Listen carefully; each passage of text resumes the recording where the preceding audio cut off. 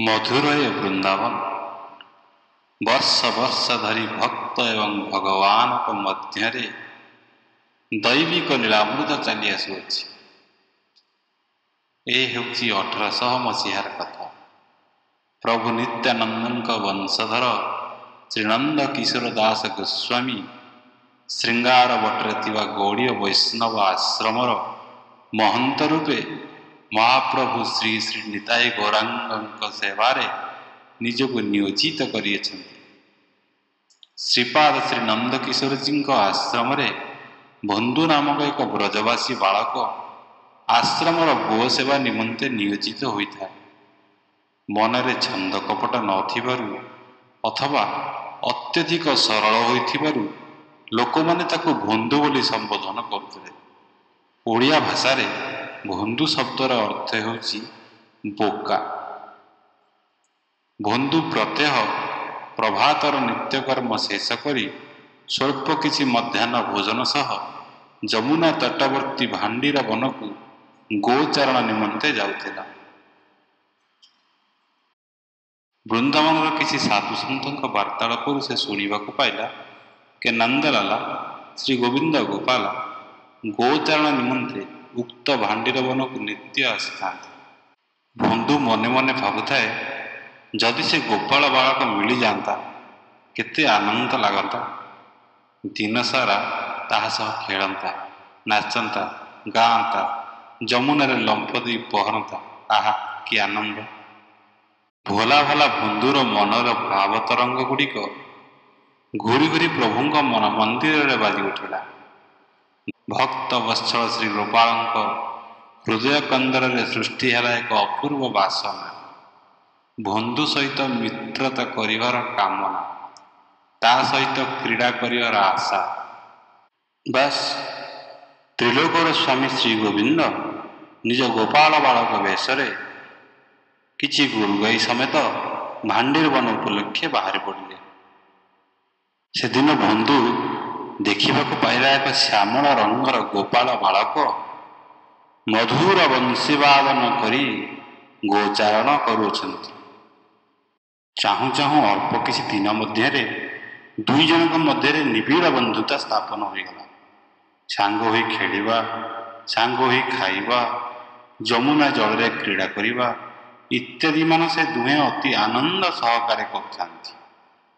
बंधु को टिके भी आभास न थाए कि से जहा सहित समय अतिबाहित करुअछि से हेउचंती स्वयं भगवान श्रीकृष्ण, जहांक क्षणक दर्शन पाई मुनि ऋषि जुग जुग धरी तपस्या करुछंती। एणे श्रीपाद श्री नंद किशोर जी देखा पाइले बंधु एवं अधिकरू अधिक भोजन सामग्री मान निज सहित नेबा लगी। ताकू प्रश्न करिवारु से संगे संगे उत्तर दे कहला, मु एवं मो घनिष्ठ मित्र नंदलाला मिसिकी खाऊछु, सेथिपई टिके अधिक खाद्य मान नबाकू पड़ुछि। श्रीपाद संगे संगे पचारि उठिले, नंदलाला क्यों नंदलाला? बंधु उत्तर दे कहला, सेई बासुरी वाला नंदलाला जे नित्य भांडीर वन को गाई चलिया आसी। आबाक हो पड़े श्रीपाद एवं प्रश्न कर उठिले, अच्छा कहलु देखी तांका रूप वेश सब केमिति? मयूर मुकुट, गले बनमाला, कानन कुंडल, कुंचित केशा, पीत वसन धारण करती। सतरे से देखा बहुत आकर्षक। से मोर अति अंतरंग मित्र अटंती। आश्चर्यर सह श्रीपाद बंधु को बल बल कर चाह रही था। कथाटी विश्वास करिवे कि नहीं से किछि बुझी पारु नथांती, किंतु बंधु तो केवे मिछ कहिबो नहीं।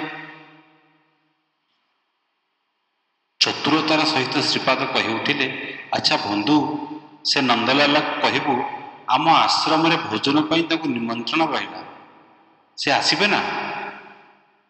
बंधु कहि उठिले, हाँ कौन पे आसीबेनी, मु डाकिले से निश्चय आसीबे।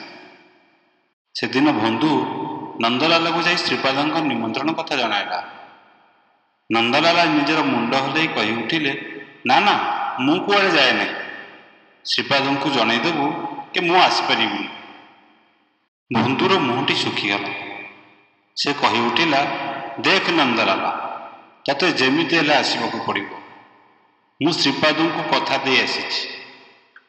ବନ୍ଧୁ ଭଗବାନଙ୍କ ଉପରେ ଅଭିମାନ କରି ନିଜ ଗାଈ ଗୋଠ ସମେତ ଅନ୍ୟତ୍ର ଚାଲି ଆସିଲା। ନନ୍ଦଲାଲା ଯେତେ ବି ଡାକିଲେ ବନ୍ଧୁ ଜମା ଶୁଣିବାର ନାହିଁ। ହେଲେ ଲୀଳାପ୍ରେମୀ ଶ୍ରୀ ଗୋବିନ୍ଦ କୋଉ ଛାଡ଼ିବାର ଲୋକ। ଭଗବାନ ଧାଇଁଲେ ଭକ୍ତର ପଛେ। ବାଃ ବାହାରେ ଗୋବିନ୍ଦ, କୋଟି କୋଟି ଜନ୍ମ ସାଧନା କରି ଭକ୍ତ ଏବେ ବି ତୁମ୍ଭ ଦର୍ଶନ ପାଇଁ ଆଶାୟିତ। ଏଠି ତୁମେ ଧାଇଛ ଏକ ସାଧାରଣ ଗୋପାଳ ବାଳକ ପଛରେ। ଧନ୍ୟ ତୁମେ ଭଗବାନ, ଧନ୍ୟ ତୁମ ଲୀଳା। ଆରେ ଟିକେ ଶୁଣ। ବନ୍ଧୁ କହିଲା, ମୋତେ କୌଣସି କଥା ଶୁଣିପାରୁ ନାହିଁ। ଆରେ ମୁଁ କହୁଛି, ମୁଁ ନିମନ୍ତ୍ରଣ ଅସ୍ୱୀକାର କରୁନାହିଁ, କିନ୍ତୁ ଶୃଙ୍ଗାର ବଟ ଯାଇପାରିବି ନାହିଁ। କାହିଁକି ନା ଶୃଙ୍ଗାର ବଟ ହେଉଛି ରାଧାରାଣୀଙ୍କ ସ୍ଥାନ। ଗୋଟେ କଥା କରିବା, ଶ୍ରୀପାଦଙ୍କୁ କହିବୁ ସେ ଖାଦ୍ୟ ସାମଗ୍ରୀ ନେଇ ଏଠିକି ଆସିଯିବେ। ମୁଁ ନିଶ୍ଚୟ ତାଙ୍କ ଦ୍ୱାରା ପ୍ରସ୍ତୁତ ଖାଦ୍ୟ ସାମଗ୍ରୀକୁ ଗ୍ରହଣ କରିବି। ବନ୍ଧୁ ଖୁସି ହୋଇଗଲା ଏବଂ ଆଶ୍ରମ ଫେରି ସମସ୍ତ କଥା ଶ୍ରୀପାଦଙ୍କୁ ଜଣାଇଲା। ଶ୍ରୀପାଦ ଅତ୍ୟନ୍ତ ଆନନ୍ଦ ହୋଇ ଉଠିଲେ ଓ ସ୍ୱାଦିଷ୍ଟ ବ୍ୟଞ୍ଜନ ପ୍ରସ୍ତୁତିରେ ଲାଗି ପଡ଼ିଲେ। ପରମ ଆନନ୍ଦର ସହ ଶ୍ରୀପାଦ ବହୁତ ସ୍ୱାଦିଷ୍ଟ ଖାଦ୍ୟ ପଦାର୍ଥ ପ୍ରସ୍ତୁତ କରି ଭାଣ୍ଡିବନ ଉପଲକ୍ଷେ ପ୍ରସ୍ଥାନ କଲେ। ଭଗବାନଙ୍କୁ ନିଜ ଚକ୍ଷୁରେ ଦେଖି ସେ ପ୍ରଥମେ ମୂର୍ଚ୍ଛିତ ହୋଇ ପଡ଼ିଲେ। ତତ୍ପରେ ସେ ଭଗବାନ ଗୋବିନ୍ଦଙ୍କ ସହ ଦୁର୍ଲଭ ସମୟ ବିତାଇ ଆଶ୍ରମକୁ ଫେରି ଆସିଲେ। ପ୍ରଭୁଙ୍କ ଆଦେଶ ଅନୁସାରେ ସେ 2 ଖଣ୍ଡ ପୁସ୍ତକ ତଥା ଶ୍ରୀ ବୃନ୍ଦାବନ ଲୀଳାମୃତ ଏବଂ ଶ୍ରୀ ଶ୍ରୀ ରସିକଳିକାର ପ୍ରଣୟନ କରିଥିଲେ।